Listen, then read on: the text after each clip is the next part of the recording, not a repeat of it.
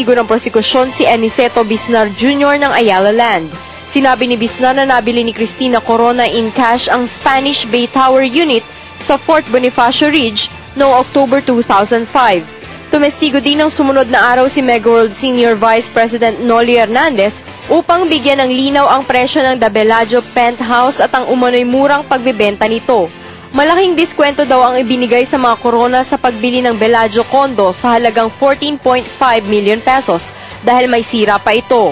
Mahigit 10 milyong piso daw ang naibawa sa biniling property na ito ng mga Corona sa Megaworld Marketing Corporation na hindi lumabas sa Statements of Assets, Liabilities and Net Worth ng punong maestrado. Miyerkules na ikatlong linggo, naging sentro ng pagdinig ang usapin sa 11 million peso cash advance ni Corona mula sa Basa Guidote Enterprises Incorporated noong 2003. Kabilang sa nagmamay-ari nito ang pamilya ni Mrs. Cristina Corona. Dumalo sa pagdinig si Securities and Exchange Commission Corporate Registration and Monitoring Department Director Benito Cataran. Sinabi nito na 2003 pa nang ma-dissolve ang Certificate of Registration ng korporasyon dahil sa hindi nito pagsusumite ng requirements sa SEC gaya ng General Information Sheet at Financial Statement. Pero nilinaw naman sa pagdinig na kahit nalusaw na ang isang kumpanya, maaari pa rin ito ibangon at magpahiram ng pera lalo na sa mga bumubuo nito. Kung naunang araw dito ay pinagtalunan ang mahabang diskusyon sa diskwento, marami ring senator judges ang nagsabing hindi corporation law ang pinag-uusapan sa Article 2 for impeachment dahil patay na o hindi ang korporasyon, kung may maipapahiram pa itong pera, magpapahiram ito. Ang tanong daw dito ay kung nagpautang ba o hindi ang Basa Guidote Enterprise. Binigyan pansin din kasunod nito ang The Columns property. Sa testimonya ni Ayala Land Assistant Vice President Nerissa Yosef, nabili ng mga Corona ang The Columns property sa halagang 3 milyong piso noong 2004 at ito umano ay installment basis. Muli pinagtalunan na magkabilang panig kung tinanggap ba o hindi ang unit. Sa huli nagpasya ang presiding judge na magsumite na lamang ang prosekusyon at depensa ng memorandum kaugnay ng usapin para malaman kung sino nagsasabi ng tama. Sa huling araw na ikatlong linggo, iniharap ng prosekusyon si Burgundy Realty Corporation Vice President Greg Gregonia upang magbigay testimonya hinggil sa isang condo unit at parking lot umano na binili ng mag-asawang Corona noong 2003. Marami namang mga senator judges ang nadismaya sa ginagawang publicity na magkabilang panig sa mga pahayagan.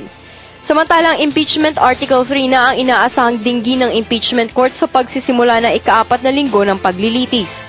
Kabilang dito ang umano'y irregularidad sa appointment ni Mrs. Corona sa Camp John Hay at ang pakikipagpulong ng punong mahistrado sa mga litigants ng mga may kaso sa Supreme Court. Para sa People's Television, Bianca Piedad. Alright, at nakikita na po natin na nandyan na po ang mga abogado para sa prosecution panel. Of course, the head of the prosecution team, Neil Tupas, is there. Contrary dito sa mga newspaper reports na inalis na siya. Of course, the Attorney Barzaga nandyan. And, kasama rin si Congresswoman Agabas. So mukhang at ang ating mga private prosecutors sa likod, kasama po niya si Congressman Nery Colmenares ng Bayan Muna. At mukhang handa na yata ang prosekusyon to wrap up. Ito po si Congressman Walden Bello na Akbayan. Kasama po si Congressman Roy Logoles. Makikita rin natin ang ibang mga kongresista. Si Senator Maceda, no? Nandyan siya. Lagi naman siyang present dyan. No? Pero may sulat dito si Senator Miriam Santiago. Meron siyang medical bulletin at sinabi niya yung kanyang blood pressure was 120/80 nung weekend. Pero today, Monday morning, 140/100 daw.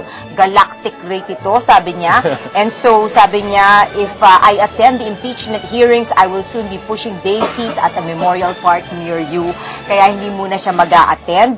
Pero sabi niya, I refuse to succumb to illness because I don't want to give my political enemies the pleasure of dancing on my grave, chortling like contented snakes. So we will be missing her today. Oo nga, nako. And probably tomorrow, kailangan niya magpahinga. I hope na she gets well soon. Ako, ang dami nating mga Facebook messages saka tweets na nire-request si Senator Miriam daw talaga ang buhay ng Senate impeachment trial.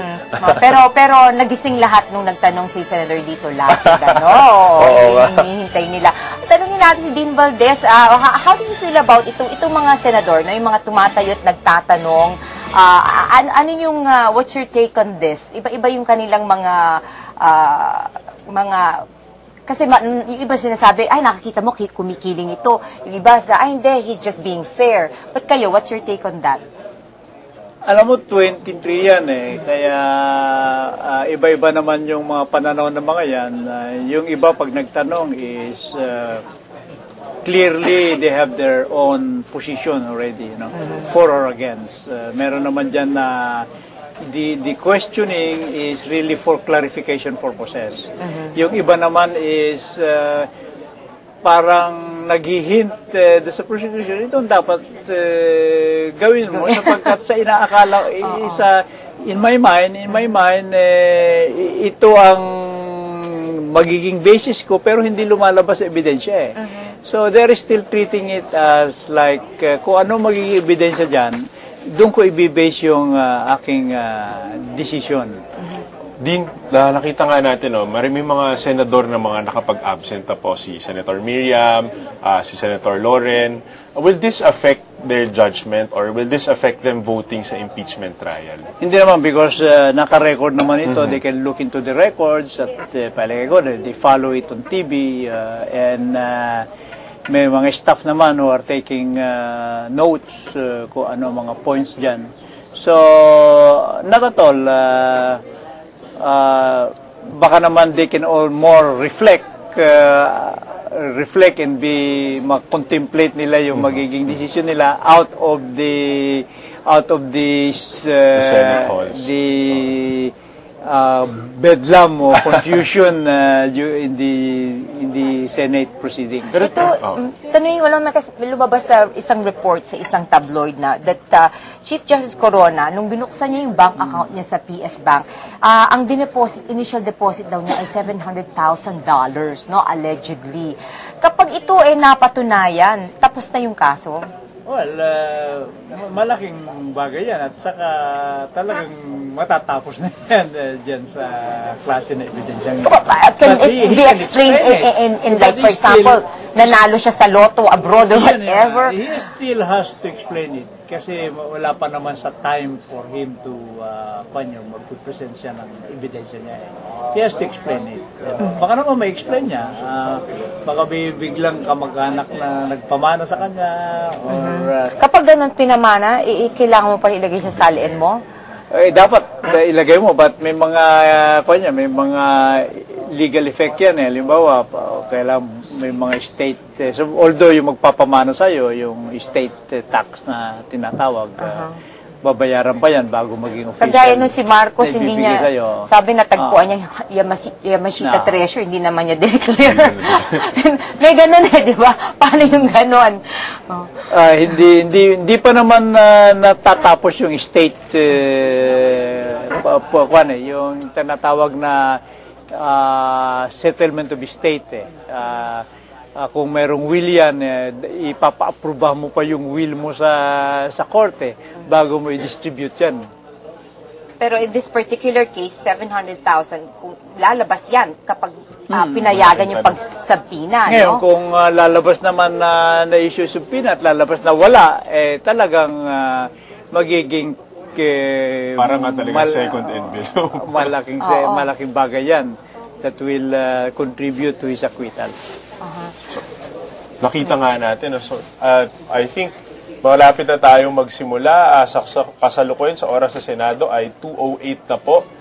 Nariyan na rin po ang depensa. Nakahanda na. Nakita rin natin kanina si Congressman Rudy Fariñas mula sa prosekusyon. Nakaupo na rin si Justice Cuevas at ang kanyang defense team ay kumpleto na pong nasa Senado. Hintayin na lang natin kung ano yung mga kaganapan bago yata magsimula. Baka nagkukokus pa o may mga pauna yung mga senador. Kasi in the morning, itong mga senador, they're also taking up some bills, hindi lamang itong pagkukokus nila, no? Parang gusto din nilang tapusin yung ilang mga nakabimbin na mga panukalang batas dyan para naman hindi sabihin na lahat huminto na dahil lamang dito sa impeachment trial. Yes. So, kaya nga, parang yung ilang mga senador na medyo may edad na, gusto nila sana na tapusin ng mas maaga itong impeachment trial kasi pag minsan tumatagal na nga hanggang alas 6 ng umaga, hanggang alas 6 ng gabi, hanggang 7 ng gabi, pagod na nga naman sila. So, we'll see kung ano ano yung magiging mangyari. But of course, later, the prosecution will try to finish itong Article 2 ng impeachment case. Sana makita natin, maka-wrap up na at makita din ng mga tao yung antisipasyon sa Article 3. Kasama rin natin ngayon sa studio ang ating buiting respondent mula po sa Taong Bayan. Carl sa Tinitigan. Magandang hapon, Carl. Magandang hapon. Good afternoon. Tanungin lang natin si, kailangan na natin parang, we have to let go of Dean Amado Valdez at meron pa siyang ibang appointment. Maraming salamat po sa inyo, Dean. We hope to see you again soon. Maraming salamat, Dean.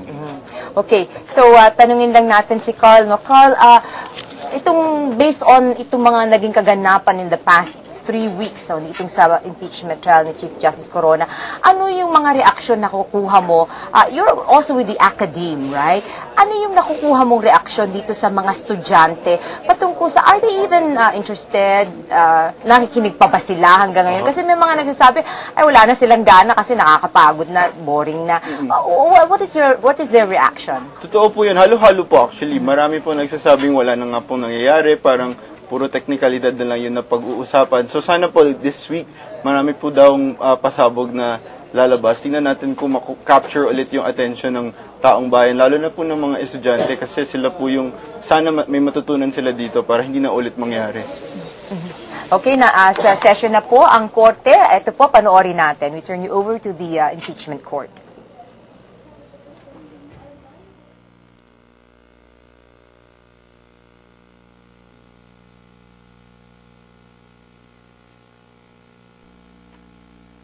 Have you made the announcement?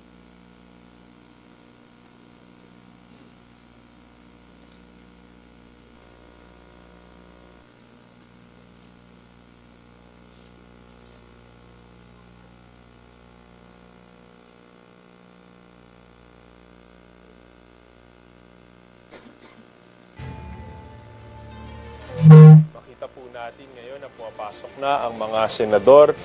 Nakapasok na rin po ang presiding officer, si Senator Juan Ponce Enrile, at sa kasalukuyan na yatang magkakaroon ng opening prayer. Hinihintay na lang po natin ang mga formalities upang masimula na po ulit ang Day 12 ng Senate impeachment trial. At inaasahan natin na ang tatapusin ng Article 2 nitong impeachment case. And of course, they will start this with a prayer pagkatapos yung mga motions. Continuation of the impeachment trial of the Honorable Chief Justice of the Supreme Court, Renato C. Corona, is hereby called to order. We shall be led in prayer by the distinguished Senator from Cavite, the Honorable Senator Pamphilo M. Lacson. This will be a very short prayer. Grant us, O Lord, that we may call upon your infinite wisdom to guide us when we render our judgment of guilt or innocence. We pray that the rules applied and the evidence presented before this court be not obscured for the sake of our enlightenment. But most of all, we pray for healing and that we get this task done as if we never went through the agony of this trial. All this we ask in the name of your Son, Jesus. Amen. Amen. The Secretary will please call the roll of senators. Honorable Senators Angara, Arroyo, Cayetano Alan Peter Compañero, Cayetano Pia, Defensor Santiago, Drilon Ejercito Estrada, Escudero, Gingona, Honasan, Lacson, Lapid, Legarda, Marcos, Osmeña, Pangilinan, Pimentel, Rector, Villas, Soto, Trillanes, Villar, the Senate President. With 21 senator judges present, the presiding officer declares the presence of a quorum.